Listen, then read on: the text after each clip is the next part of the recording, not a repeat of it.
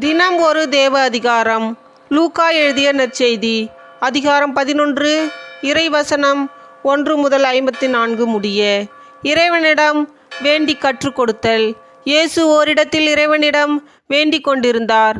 அது முடிந்ததும் அவருடைய சீடர்களுள் ஒருவர் அவரை நோக்கி, ஆண்டவரே, யோவான் தம் சீடருக்கு இறைவனிடம் வேண்ட கற்றுக் கொடுத்தது போல எங்களுக்கும் கற்றுக்கொடும் என்றார்.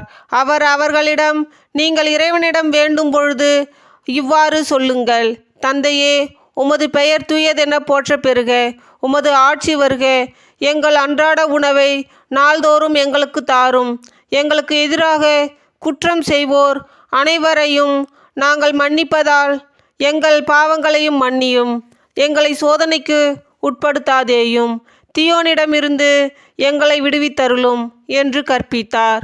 மேலும் அவர் அவர்களை நோக்கி பின்வருமாறு கூறினார்: உங்களுள் ஒருவர் நண்பரிடம் நள்ளிரவில் சென்று, நண்பா, 3 அப்பங்களை எனக்கு கடனாக கொடு, என்னுடைய நண்பர் ஒருவர் பயணம் செய்யும் வழியில் என்னிடம் வந்திருக்கிறார், அவருக்கு கொடுக்க என்னிடம் ஒன்றுமில்லை என்று சொல்வதாக வைத்து கொள்வோம். உள்ளே இருப்பவர், எனக்கு தொல்லை கொடுக்காதே, ஏற்கனவே கதவு பூட்டியாயிற்று, என் பிள்ளைகளும் என்னோடு படுத்திருக்கிறார்கள், நான் எழுந்திருந்து உனக்கு தர முடியாது என்பார். எனினும் அவர் விடாப்பிடியாக கதவை தட்டி கொண்டே இருந்தால், அவர் தம் நண்பர் என்பதற்காக எழுந்து கொடுக்காவிட்டாலும் அவரது தொல்லையின் பொருட்டாவது எழுந்து அவருக்கு தேவையானதை கொடுப்பார் என நான் உங்களுக்கு சொல்கிறேன். மேலும் நான் உங்களுக்கு சொல்கிறேன், கேளுங்கள், உங்களுக்கு கொடுக்கப்படும், தேடுங்கள், நீங்கள் கண்டடைவீர்கள், தட்டுங்கள், உங்களுக்கு திறக்கப்படும். ஏனெனில் கேட்போர் எல்லோரும் பெற்றுக்கொள்கின்றனர், தேடுவோர் கண்டடைகின்றனர், தட்டுவோருக்கு திறக்கப்படும். பிள்ளை மீனை கேட்டால் உங்களுக்கு எந்த தந்தையாவது மீனுக்கு பதிலாக பாம்பை கொடுப்பாரா? முட்டையை கேட்டால் அவர் தேளை கொடுப்பாரா? தீயோர்களாகிய நீங்களே உங்கள் பிள்ளைகளுக்கு நற்கொடைகள் அளிக்க அறிந்திருக்கிறீர்கள்.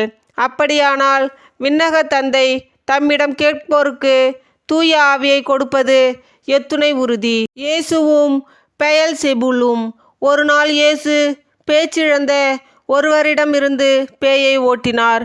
பேய் வெளியேறவே பேச்சற்ற அவர் பேசினார். கூட்டத்தினர் வியந்து நின்றனர். அவர்களுள் சிலர், பேய்களின் தலைவனாகிய பெயல்செபூலை கொண்டே இவன் பேய்களை ஓட்டுகிறான் என்றார். வேறு சிலர் அவரை சோதிக்கும் நோக்கத்துடன் வானத்திலிருந்து ஏதேனும் ஓர் அடையாளம் காட்டுமாறு அவரிடம் கேட்டனர். இயேசு அவர்களுடைய சிந்தனைகளை அறிந்து அவர்களிடம் கூறியது: தனக்கு எதிராக தானே பிளவுபடும் எந்த அரசும் பாழாய் போகும், அவ்வாறே பிளவுபடும் வீடும் விழுந்துவிடும். சாத்தானும் தனக்கு எதிராக தானே பிளவுபட்ட போனால் அவனது அரசு எப்படி நிலைத்து நிற்கும்? பெயல்செபூலை கொண்டு நான் பேய்களை ஓட்டுகிறேன் என்கிறீர்களே, நான் பெயல்செபூலை கொண்டு பேய்களை ஓட்டுகிறேன் என்றால் உங்களை சேர்ந்தவர்கள் யாரை கொண்டு பேய் ஓட்டுகிறார்கள்? ஆகவே அவர்களே உங்கள் கூற்று தவறு என்பதற்கு சாட்சிகள். நான் கடவுளின் ஆற்றலால் பேய்களை ஓட்டுகிறேன் என்றால் இறையாட்சி உங்களிடம் வந்துள்ளது அல்லவா? வலியவர் ஆயுதம் தாங்கி தம் அரண்மனையை காக்கிறபோது அவருடைய உடைமைகள் பாதுகாப்பாக இருக்கும்.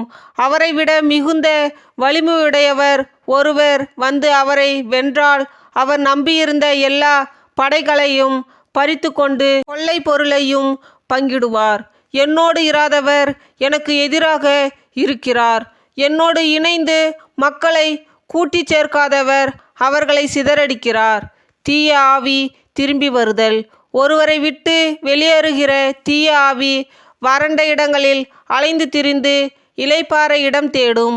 இடம் கண்டுபிடிக்க முடியாமல், நான் விட்டு வந்த எனது வீட்டுக்கு திரும்பி போவேன் என சொல்லும். திரும்பி வந்து அவ்வீடு கூட்டி அழகுபடுத்தப்பட்டிருப்பதை காணும். மீண்டும் சென்று தன்னை விட பொல்லாத வேறு 7 ஆவிகளை அழைத்து வந்து அவருள் புகுந்து அங்கே குடியிருக்கும். அவருடைய பின்னைய நிலைமை முன்னைய நிலைமையை விட கேடுள்ளதாகும். உண்மையான பேறு. அவர் இவற்றை சொல்லி கொண்டிருந்தபோது கூட்டத்திலிருந்து பெண் ஒருவர் உம்மை கருத்தாங்கிய பாலூட்டி வளர்த்த உம் தாய் பேறு பெற்றவர் என்று குரல் எழுப்பி கூறினார். அவரோ இறைவார்த்தையை கேட்டு அதை கடைபிடிப்போர் இன்னும் அதிகம் பேறு பெற்றோர் என்றார். யோனாவின் அடையாளம். மக்கள் வந்து கூட கூட இயேசு கூறியது, இந்த தீய தலைமுறையினர் அடையாளம் கேட்கின்றனர். இவர்களுக்கு யோனாவின் அடையாளத்தை தவிர வேறு அடையாளம் எதுவும் கொடுக்கப்பட மாட்டாது. யோனா நினவே மக்களுக்கு அடையாளமாய் இருந்ததை போன்று மானிட மகனும் இந்த தலைமுறையினருக்கு அடையாளமாய் இருப்பார். தீர்ப்பு நாளில் தென்னாட்டு அரசி இத்தலைமுறையினரோடு எழுந்து இவர்களை கண்டனம் செய்வார். ஏனெனில் அவர் சாலமோனின் ஞானத்தை கேட்க உலகின் கடைக்கோடியிலிருந்து வந்தவர். ஆனால் இங்கிருப்பவர் சாலமோனிலும் பெரியவர் அல்லவா? தீர்ப்பு நாளில் நினவே மக்கள் இத்தலைமுறையினரோடு எழுந்து இவர்களை கண்டனம் செய்வார்கள். ஏனெனில் யோனா அறிவித்த செய்தியை கேட்டு அவர்கள் மனம் மாறியவர்கள். ஆனால் இங்கிருப்பவர் யோனாவை விட பெரியவர் அல்லவா? உடலுக்கு விளக்கு. எவரும் விளக்கை ஏற்றி நிலவறையிலோ மரக்காலுக்குள்ளோ வைப்பதில்லை. மாறாக அறையின் உள்ளே வருவோர்க்கு ஒளி கிடைக்கும்படி அதை விளக்கு தண்டின் மீது வைப்பர். உங்கள் கண் தான் உடலுக்கு விளக்கு. உங்கள் கண் நலமாயிருந்தால் உங்கள் உடலும் முழுவதும் ஒளி பெற்றிருக்கும். அது கெட்டுப்போனால் உங்கள் உடல் இருளாயிருக்கும். ஆகையால் உங்களுக்கு ஒளி தர வேண்டியது இருளாயிராதவாறு பார்த்து கொள்ளுங்கள். உடலின் எப்பகுதியிலும் இருளின்றி உங்கள் உடல் முழுவதும் ஒளியாயிருந்தால் விளக்கு சுடர் முன் நீங்கள் ஒளிமயமாய் இருப்பது போல் அனைத்தும் ஒளிமயமாய் இருக்கும். பரிசேயர் மறைநூல் அறிஞர் கண்டிக்கப்படல். இயேசு பேசிக்கொண்டிருந்த போது பரிசேயர் ஒருவர் தம்மோடு உணவு அருந்தும்படி அவரை கேட்டுக்கொண்டார். அவரும் போய் பந்தியில் அமர்ந்தார். உணவு அருந்தும் முன்பு அவர் கை கழுவாததைக் கண்டு பரிசேயர் வியப்படைந்தார். ஆண்டவர் அவரை நோக்கி கூறியது, பரிசேயரே, நீங்கள் கிண்ணத்தையும் தட்டையும் வெளிப்புறத்தில் தூய்மையாக்குகிறீர்கள். ஆனால் உங்களுக்கு உள்ளே கொள்ளையும் தீமையும் நிறைந்திருக்கின்றன. அறிவிலிகளே, வெளிப்புறத்தை உண்டாக்கியவரே உட்புறத்தையும் உண்டாக்கினார் அல்லவா? உட்புறத்தில் உள்ளவற்றை தர்மமாக கொடுங்கள், அப்போது உங்களுக்கு அனைத்தும் தூய்மையாயிருக்கும். ஐயோ பரிசேயரே, உங்களுக்கு கேடு! நீங்கள் புதினா, கறியிலை மற்றும் கீரை செடி வகைகள் எல்லாவற்றிலும் 10 பங்கை காணிக்கையாக படைக்கிறீர்கள். ஆனால் நீதியையும் கடவுளின் அன்பையும் பொருட்படுத்துவதில்லை. இவற்றைத்தான் கடைபிடிக்க வேண்டும், ஆனால் அவற்றையும் விட்டுவிடலாகாது. ஐயோ பரிசேயரே, உங்களுக்கு கேடு! தொழுகை கூடங்களின் முதன்மையான இருக்கைகளையும் சந்தை வெளிகளில் மக்கள் வணக்கம் செலுத்துவதையும் விரும்புகிறீர்களே. ஐயோ உங்களுக்கு கேடு! ஏனெனில் நீங்கள் அடையாளம் தெரியாத கல்லறைகள் போல் இருக்கிறீர்கள். மக்களும் கல்லறைகள் என தெரியாமல் அவற்றின் மீது நடந்து போகிறார்கள்.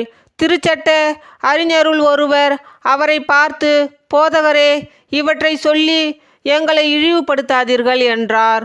அதற்கு அவர், ஐயோ திருச்சட்ட அறிஞரே, உங்களுக்கும் கேடு! ஏனென்றால் நீங்கள் தாங்க முடியாத சுமைகளை மக்கள் மேல் சுமக்கிறீர்கள். நீங்களோ அந்த சுமைகளை ஒரு விரலாக கூட தொடமாட்டீர்கள். ஐயோ உங்களுக்கு கேடு! ஏனெனில் நீங்கள் இறைவாக்கினருக்கு நினைவு சின்னங்கள் எழுப்புகிறீர்கள். ஆனால் அவர்களை கொலை செய்தவர்கள் உங்கள் மூதாதையர்களே. உங்கள் மூதாதையர்களின் செயல்களுக்கு நீங்கள் சாட்சிகளாய் இருக்கிறீர்கள். அவற்றிற்கு உடன்பட்டும் இருக்கிறீர்கள். அவர்கள் கொலை செய்தார்கள், நீங்கள் நினைவு சின்னம் எழுப்புகிறீர்கள். இதை முன்னிட்டே கடவுளின் ஞானம் இவ்வாறு கூறுகிறது, நான் அவர்களிடம் இறைவாக்கினரையும் திருத்தூதரையும் அனுப்பினேன். அவர்களுள் சிலரை கொலை செய்வார்கள், சிலரை துன்புறுத்துவார்கள். ஆபேலின் இரத்தம் முதல் பலிபீடத்திற்கும் தூயகத்திற்கும் நடுவே சிந்தப்பட்ட சக்கரியாவின் இரத்தம் வரை உலகம் தோன்றியதிலிருந்து சிந்தப்பட்ட இறைவாக்கினர் அனைவரின் இரத்தத்திற்காக இந்த தலைமுறையினரிடம் கணக்கு கேட்கப்படும். ஆம், நான் உங்களுக்கு சொல்லுகிறேன், இந்த தலைமுறையினரிடம் கணக்கு கேட்கப்படும்.